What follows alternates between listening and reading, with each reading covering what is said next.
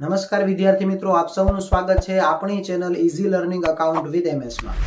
વિદ્યાર્થી મિત્રો, આ વિડિયોની અંદર આપણે એસપીસીસી નું પેપર નંબર 4 જેનું વિભાગ સી નું સોલ્યુશન કરશું। સૌથી પહેલો પ્રશ્ન છે, વિવિધ પ્રકારની બેંકની માહિતી આપો। તો જેમાં રાષ્ટ્રીયકૃત બેંક, ખાનગી બેંક, કોઓપરેટિવ બેંક, જિલ્લા સહકારી બેંક, ઔદ્યોગિક બેંક અને ખેતી બેંક વગેરેનો સમાવેશ થાય છે। ત્યાર પછી જાહેર ઉપયોગી સેવાઓમાં કઈ કઈ સેવાઓનો સમાવેશ થાય છે? તાર ટપાલ ટેલિફોન, ડ્રેનેજ સુવિધા, સ્વચ્છતા, રસ્તા અને મકાન, અગ્નિશામક દળ, વીજળી વિભાગ, જાહેર આરોગ્ય, પાણી પુરવઠા, રેલવે વ્યવહાર વગેરે। ત્યાર પછી બઢતીના કારણો જણાવો। તો કર્મચારી નોકરીના નક્કી કરેલ વર્ષો પૂરા કરે ત્યારે તેને બઢતી આપવામાં આવે છે। કર્મચારી વધારાની શૈક્ષણિક કે ટેકનિકલ લાયકાત મેળવે ત્યારે પણ બઢતી આપવામાં આવે। કર્મચારીએ કોઈ વિશિષ્ટ પ્રકારની સિદ્ધિ મેળવી હોય ત્યારે તેને બઢતી આપવામાં આવે। કર્મચારીની કોઈ વિશેષ આવડત ધ્યાનમાં રાખીને પણ બઢતી આપવામાં આવે। ત્યાર પછી શેર જપ્તીની નોટિસ અંગે ટૂંકમાં સમજાવો।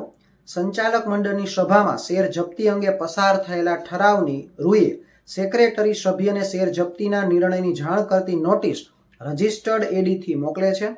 તેની સાથે શેર જપ્તીના ઠરાવની નકલ પણ મોકલવામાં આવે છે અને ડીમેટના સભ્યના શેર રદ કરવાની જાણ ડિપોઝિટરીને અને શેર ફેરબદલી એજન્ટને પણ કરવામાં આવે છે। જો મૂર્ત સ્વરૂપે શેર હોય તો સભ્યને શેર પ્રમાણપત્ર કંપનીને પરત કરવા જણાવવામાં આવે છે। ત્યાર પછી શેર હપ્તાની યાદીમાં કઈ કઈ વિગતો હોય છે? જેમાં સભ્યનું નામ, સરનામું, સભ્ય ધારણ કરેલ શેરની સંખ્યા, સભ્ય પાસેથી મંગાવેલ હપ્તાની કુલ રકમ, સભ્યએ અગાઉથી ચૂકવેલ હપ્તાની રકમ, સભ્યએ ચૂકવવાને થતી ચોખ્ખી રકમ, હપ્તો ચૂકવવા માટેની નિયત તારીખ વગેરે। ત્યાર પછી એફસીડી, પીસીડી અને એનસીડી એટલે કેવા શેર? તો એફસીડી નું પૂરું નામ છે ફૂલી કન્વર્ટિબલ ડિબેન્ચર, જેનું સંપૂર્ણ શેરમાં રૂપાંતર થાય છે। પીસીડી એટલે પાર્ટલી કન્વર્ટિબલ ડિબેન્ચર, જેનું થોડા ડિબેન્ચરમાં અને થોડા ઇક્વિટી શેરમાં રૂપાંતર થાય છે। એનસીડી એટલે નોન કન્વર્ટિબલ ડિબેન્ચર, એવા ડિબેન્ચર કે જેનું ઇક્વિટી શેરમાં રૂપાંતર થતું નથી। ત્યાર પછી રૂપાંતર પાત્ર ડિબેન્ચર ધારક કઈ રીતે સભ્ય બને છે? તો રૂપાંતર પાત્ર ડિબેન્ચર એટલે શું થાય? તો કે જે ડિબેન્ચરનું સંપૂર્ણ રીતે ઇક્વિટી શેરમાં રૂપાંતર થાય ત્યારે રૂપાંતર પાત્ર ડિબેન્ચર કહે છે। હવે એ વ્યક્તિ ડિબેન્ચર ધારક મટી અને શેર ધારક બને છે એટલે એનું નામ સભ્યપત્રકમાં દાખલ કરવામાં આવે છે। સભ્યપત્રકમાં નામ દાખલ થવાથી એ કંપનીનો સભ્ય બને છે। ત્યાર પછી સંચાલક ટ્રસ્ટી છે પણ નથી, સમજાવો। તો કંપનીની મિલકતો અને ભંડોળોનો વહીવટ સંચાલકોને સોંપવામાં આવે છે જેથી તેઓ એક ટ્રસ્ટી તરીકે તેનો વહીવટ કરી શકે છે। સંચાલકો કંપનીનો હિત જળવાય તે રીતે મિલકતનો વહીવટ કરે છે।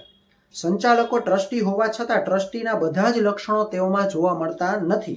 જ્યારે ટ્રસ્ટની મિલકતો ટ્રસ્ટી પોતાને નામે ધારણ કરે છે તેમજ પોતાના નામે જ અદાલતમાં દાવો માંડી શકે છે। જ્યારે કંપનીમાં અદાલતની કાર્યવાહી કંપનીના નામે કરવામાં આવે છે, સંચાલકના નામે નહીં। આ રીતે ટૂંકમાં એમ કહી શકાય કે સંચાલક ટ્રસ્ટી છે પણ નહીં। ત્યાર પછી કંપની કયા સંજોગોમાં કોઈ સભ્યોના મત અધિકાર પર નિયંત્રણ મૂકી શકે છે? તો બે સંજોગ છે, સભ્યએ ધારણ કરેલ શેરના બાકી હપ્તાના નાણાં ભરપાઈ કર્યા ન હોય અને સભ્યના શેર પર કંપની લિયન ધરાવતી હોય ત્યારે। ત્યાર પછી કંપનીએ કયા પ્રકારનું કૃત્ય કર્યું હોય તો ટ્રિબ્યુનલ કંપનીને ફડચામાં લઈ જવાનો હુકમ કરી શકે છે। અહીંયા ફડચા શબ્દ છે।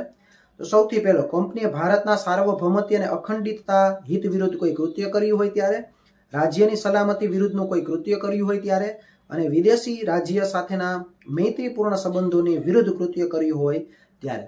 તો વિદ્યાર્થી મિત્રો, અહીંયા પેપર નંબર 4 નું સોલ્યુશન કરેલું છે। નેક્સ્ટ વિડીયોની અંદર નવા પેપર સોલ્યુશન સાથે મળીશું। જય હિન્દ।